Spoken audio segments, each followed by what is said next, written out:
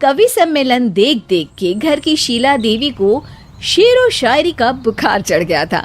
अब वो सीधे मुंह किसी को जवाब ही नहीं देती थी।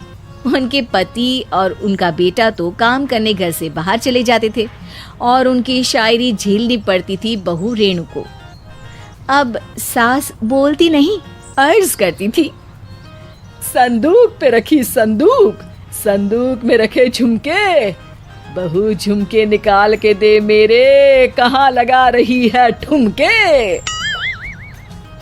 माँ जी, झुमके तो आपके निकाल दूंगी मैं, लेकिन आपके दिमाग से ये शायरी का भूत कैसे निकलेगा?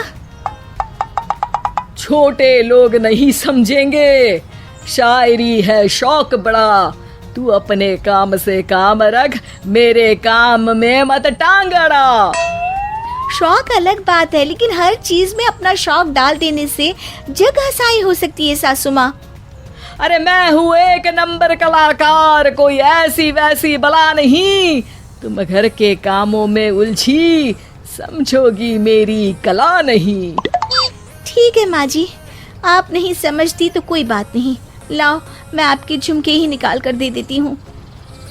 बहू सास के झुमके निकाल कर देती है और वहाँ से चली जाती है। शाम को बहू अपने पति से शिकायत करती है, सुनिए जी, आप माँ को कुछ समझाते क्यों नहीं? अरे क्या समझाना है माँ को? अरे अपनी शायरी थोड़ी कम करे ना।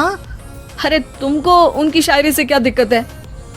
अरे मुझे नहीं, पर पड़ोस में सब लोग हंसते हैं, कहते हैं बुढ़ापे में लोग सठिया जाते हैं, लेकिन शीला जी तो शायर हो गई हैं। अरे लोगों का काम है कहना, लोगों की बातों का क्या टेंशन लेना।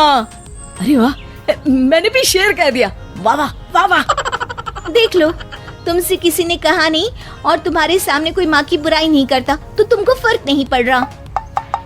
अरे तुम खामखा की बात का बतंगड़ बना रही हो। चलो चाय बना कर ले आओ मेरे लिए, साथ पियेंगे, कोई ढंग की बातें करेंगे। रेणु चाय बनाने लगती है। पहले वो अपने पति को चाय देती है, फिर सास को और आखिर में अपने ससुर को। लेकिन वो देखती है कि ससुर जी कुछ परेशान से हैं। क्या हुआ ससुर जी, कोई बात हो गई है क्या? अरे तेरी सास बात बात पे शायरी करती है। कल मैंने पूछा कि खाना खाया तो तेरी सास ने क्या जवाब दिया पता है? अरे गलती की और आरोपी ने कोड़े खा लिए फटाफट, खाना तो नहीं पर पकोड़े खा लिए झटाझट। अब बता क्या जवाब दूं इस बात का? वो तो सभी से शायरी में ही बात कर रही हैं, मुझे भी समझ में नहीं आता कि क्या करूं मैं।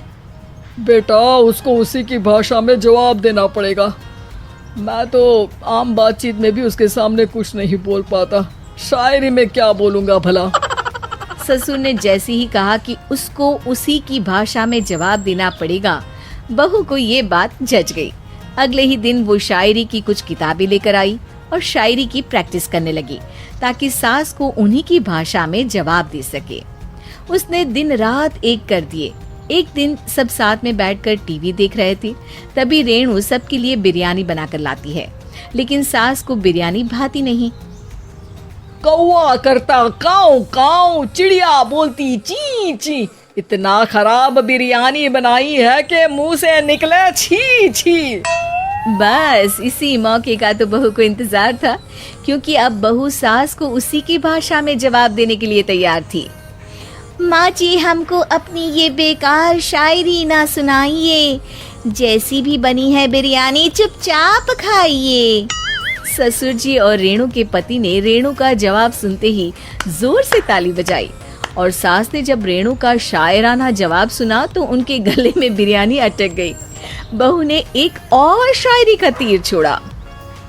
शायरी में बहू के सामने सास हो जाएगी ढेर, क्योंकि सास मारेंगी एक शेर तो बहू मारेगी 1.25 शेर।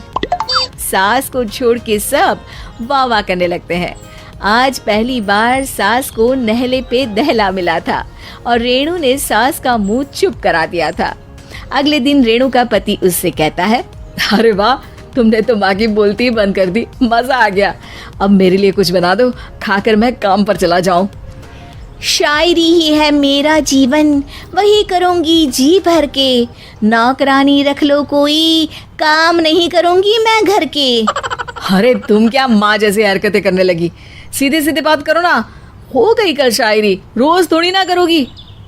शीशी भरी गुलाब की पत्थर पे फोड़ दो, जो मुझे शायरी से रोके उसके कान मरोड़ दो। पति घबराकर वहां से चला जाता है और बाहर उसके पिताजी के पास जाकर बैठ जाता है। दोनों अपनी बीवियों की शायरी से परेशान है। ससुर को पछतावा होता है कि क्यों उसने बहू को सास की भाषा में ही जवाब देने का आइडिया दिया। अब तो घर में दो दो शायर हैं। दोनों एक साथ दुखी स्वर में कहते हैं, हम दोनों की ही बीवियां जब से शायर हो गई है, क्या बताएं, जिंदगी एक फटा हुआ टायर हो गई है।